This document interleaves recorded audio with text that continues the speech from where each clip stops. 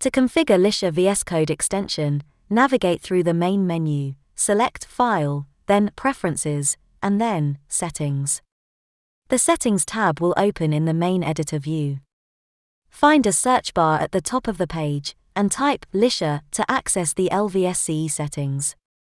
From that view you can, for example, change the path to the Lycia installation folder if it's not a default location.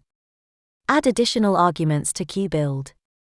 Enable option to create Swagger schema. Add build environment. Specify FGL project to use for build operations. Enable applications auto-deploying before the launch. Specify the location of the debug adapter. Add launch arguments for applications, add URL parameters for client, or change the default launch environment. Set the web server name and server instance. Also, there are settings for the form builder. You can choose how to open forms, in full screen or in bordered window, and specify the URL to form builder. This is useful when working remotely.